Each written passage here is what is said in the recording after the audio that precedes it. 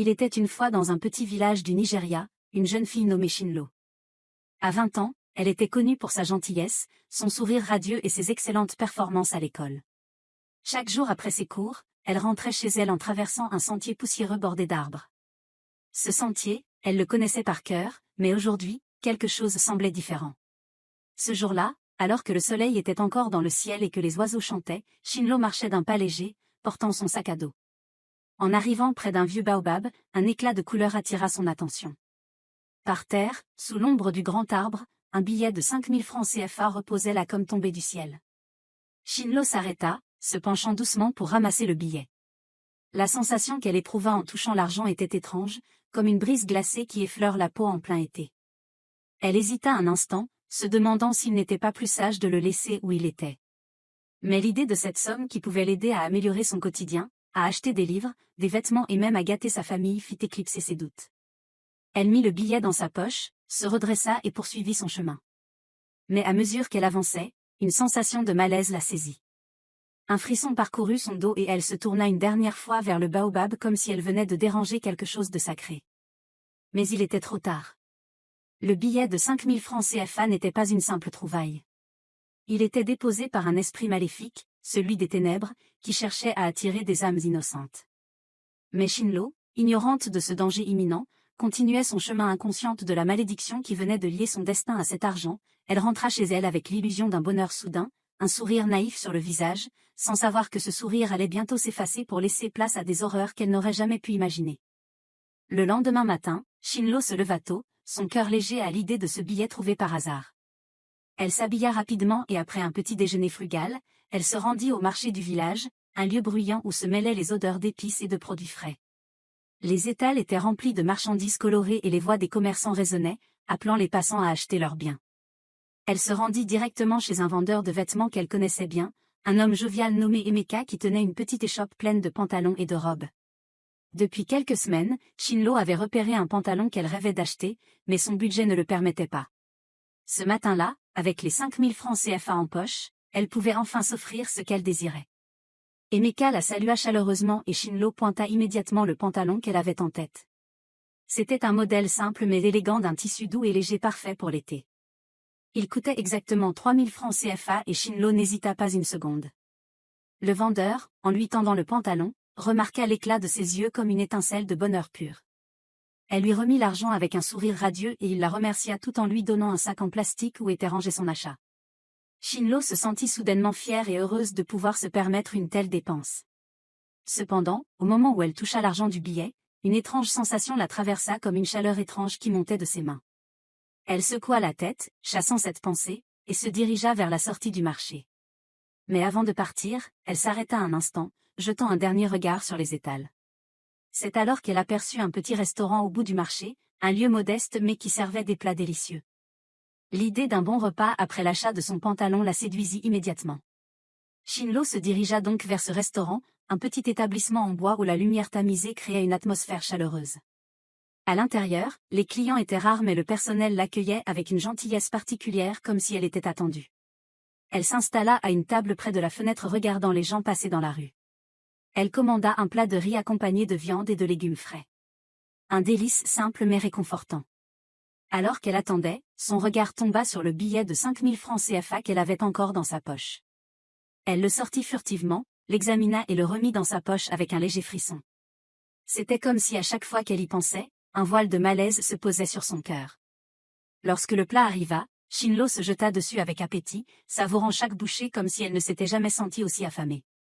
Mais plus elle mangeait, plus elle ressentait un étrange sentiment de vide intérieur, comme si quelque chose manquait, comme un poids invisible se posait sur ses épaules. Elle repoussa ses pensées et continua à manger, essayant de profiter de son repas. Ce n'était que plus tard, en quittant le restaurant, qu'elle se rendit compte de la profondeur de cette sensation de malaise. La chaleur de la journée semblait s'être soudainement dissipée, remplacée par une brise froide qui caressait sa nuque.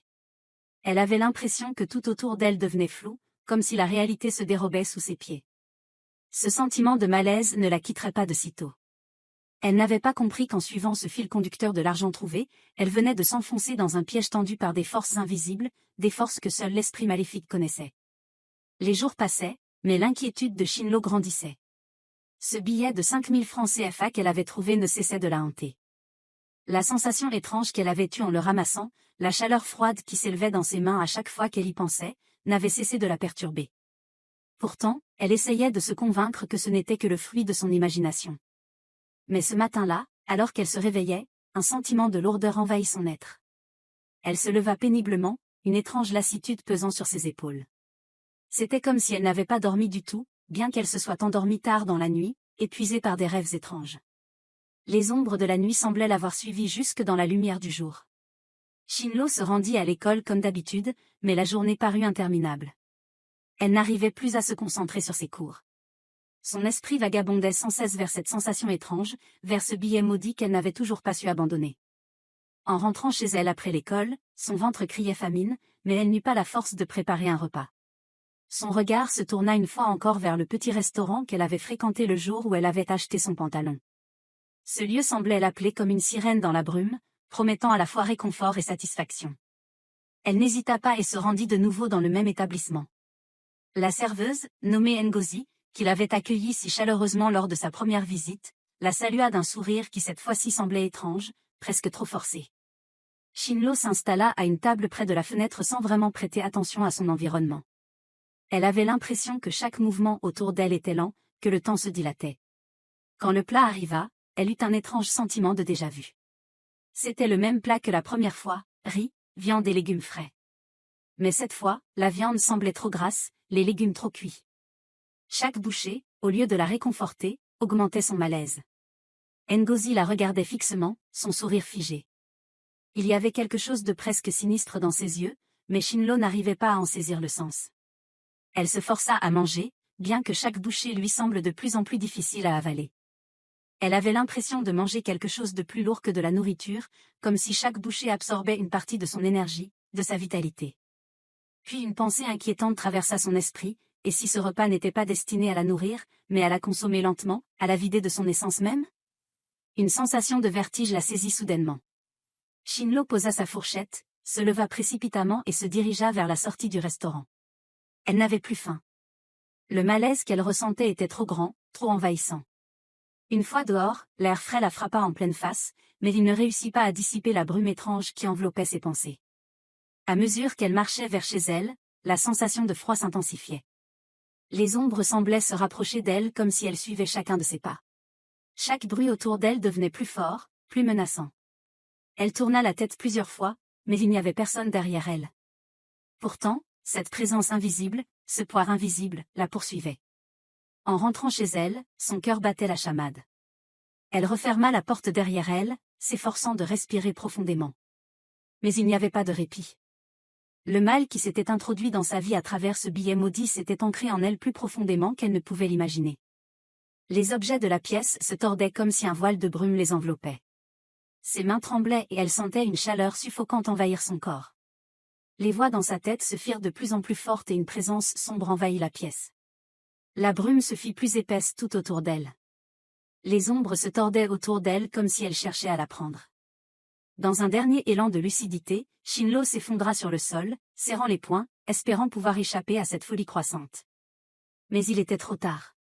L'esprit maléfique qui avait déposé le billet maudit était déjà là, prêt à l'engloutir.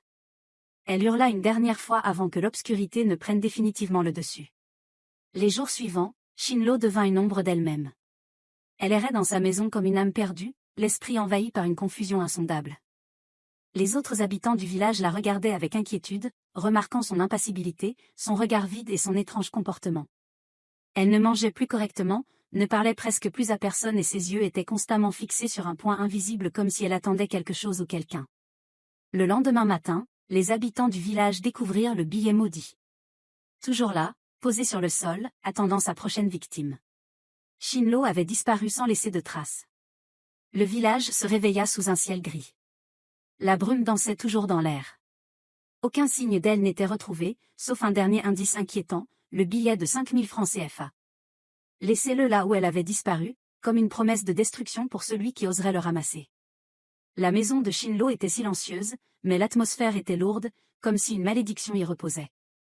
Ceux que l'on connaissait murmuraient des histoires de folie, de voix entendues dans la nuit, de présence invisible, mais personne n'osait vraiment s'avancer pour savoir ce qui s'était réellement passé. Les enfants du village racontaient que certains soirs, on pouvait encore entendre son cri désespéré dans le vent. Le billet maudit, toujours là, attendait patiemment sa prochaine victime, car l'esprit maléfique n'avait jamais cessé de hanter la terre, prêt à faire une nouvelle prise. Et ainsi, la légende de Shinlo se transforma en un avertissement. Ne jamais ramasser ce qui ne t'appartient pas, car l'argent n'est pas toujours une bénédiction, mais parfois la clé de l'âme perdue. Chers amis, n'oubliez pas de vous abonner et d'aimer la vidéo. Ce fut un grand plaisir de partager cette histoire avec vous. Prenez bien soin de vous et on se retrouve sur une autre vidéo.